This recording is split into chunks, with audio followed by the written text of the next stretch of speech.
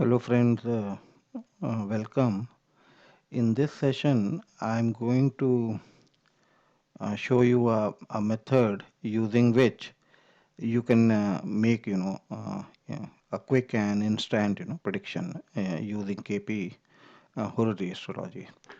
And now this method is not put forth by Krishnamurti himself, and this is, I guess, a group of KP enthusiasts in in a place called Gulbarga in Karnataka. So they put forth, this this process, and I've been using, this for quite some time, and it gives very good, result. So you might want to try this method. And now for in this method, the it's based on the Horary astrology, but you need not draw a, a horary horoscope, and all you need is just a number, any number, from 1 to 249, and then following the steps, which I'm going to show you, then you can instantly arrive at a conclusion whether this thing is going to happen or it's not going to happen. Now there are some uh, uh, some basic rules that what kind of questions are acceptable, or what kind of questions you should pursue when you are using this particular process. So the most fundamental or the basic criteria is that your question should have a yes or no kind of a answer. And so I've listed some of the uh, valid and invalid questions. And so a question like will I marry, the only answer could be yes or no. But the moment the question becomes will I marry when, then you have some additional baggage or some kind of a qualifier attached to it, then this process will not work. So pretty much you have to follow or use this method only when you have these kind of questions. Will I marry, will this particular politician win, or will it rain today, will India win, or will it rain this evening is a valid question. But will it rain today, and then with an additional further baggage at what time, then this becomes an invalid question. So that's very important that uh, if any of your client approaches you, then he or she should have a question that can be answered only in yes and why, and then only you need to follow this process. So now I'll show you what are the steps involved in getting an instant answer, and and what are the the rule. The rule is that a, if horary number sublord equals to moon star lord, then the answer is yes. And the second rule is that the sign lord, star lord, and the sublord of the horary number equals to ruling planet, then also the answer is yes. So let me explain you with one example. Let's say somebody approaches you, and or even if you have a question on your mind, will this happen? Now this could be anything. With question, the sky is the limit, and like I mentioned, there should not be any additional qualifier attached to a question. So let's say somebody approaches you, or you have a question on your mind, will this happen? And and then you picked up a random horary number in KP astrology between 1 to 249, and let's say the number is 2. So for the number 2, the sign would be Aries, ruled by Mars. The star lord would be Ketu, and the sub lord would be Venus. So you get this combination, and then now you have to work out the ruling planets. I hope you know the ruling planets. I mean, when you sit down to uh, to make an assessment, you have to note the date and time, and also the place where you are going to solve this question. So the ruling planets are the ascendant that was rising at that time when you started working on this question, and then the ascendant star lord, and then the moon sign lord, moon star lord, and the day lord. So these are the ruling planets. So the number is 2, and based on this number 2, we get Mars, Ketu, Venus. And now let's look at the various scenarios applying these two rules.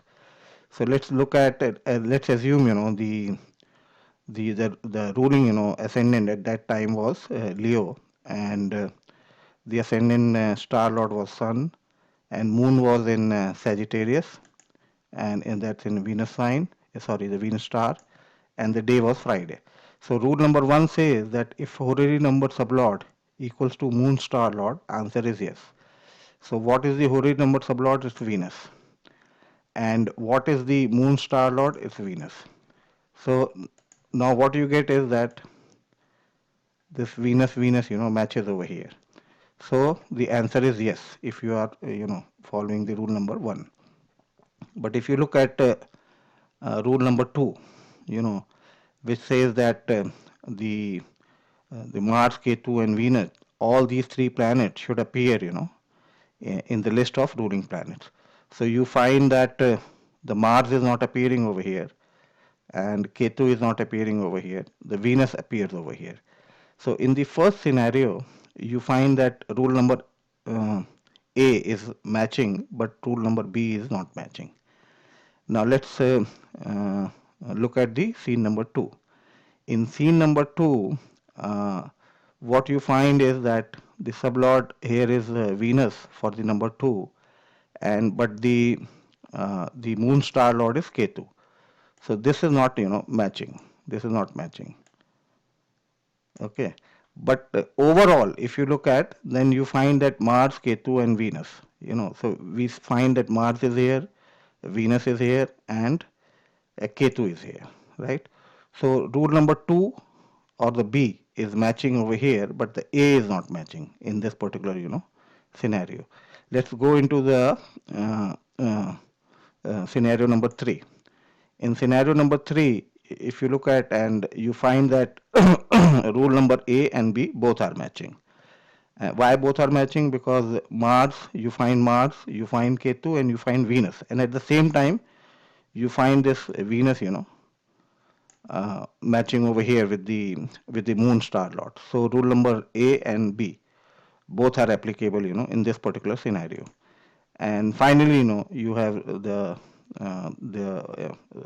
another scenario where nothing matches. You have these, Mercury, Sun, Moon, as the ruling planets, Jupiter and all that, and they are not matching, with with these planetary, with these planets, derived from the horary number 2. So now, if you get this kind of a scenario, this, then obviously, since rule A and B both are applicable over here, then the answer is going to be yes. And now I would also like you to consider, this particular. In this scenario, everything is matching except, rule number A is not matching. You get Mars, Ketu, and Venus over here, but the sublord of the number is not matching. So, in my experience, obviously, whenever I find this particular, combination where A and B both are matching, then I do not hesitate, from giving the answer at yes.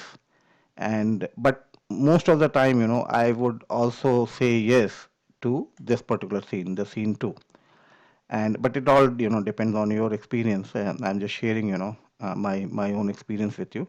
So for this also, with this scenario, I never, have any doubt, and I emphatically would say yes. With this, sometimes, I have my doubt, but I just go ahead and tell my client, or even if it is a question, that's raised by me, then I would, just wait and see that it's going to be, the answer is going to be yes. So this is all, it in this process. And now let me give you another hypothetical scene, that suppose that there is some kind of a matrimonial negotiation going on, and and you happen to know the family of one of the parties, either from the boy or from the girl. And if the boy or the girl, she asks you this question that, will this negotiation be successful? That's it. The question should be as simple as this. Do not force your client to go into any other detail. Let this question, come naturally to him or her. And then following this method, let's say you arrive at, the this particular scenario where everything is matching. Then you can tell, the girl or the boy that yes, this particular negotiation, the matrimonial negotiation that's going on, will end up into, a positive outcome, and the answer is yes. And let's say, uh, uh, uh, by the end of the day, the negotiating parties, they agree to go ahead for the marriage. Obviously, now they are going to come to you and ask you about the date of marriage and other details, of the marriage.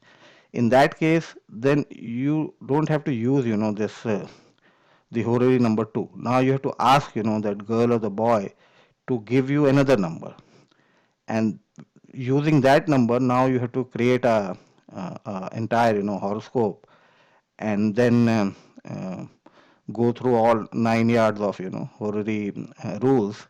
And the only thing is that, since you already know the answer is yes, and somehow, when you create a horary chart using another number, in that horoscope also, the you will see that the marriage would reflect as, coming out positive, and then you can work out other details, and then tell the, the client what the result is.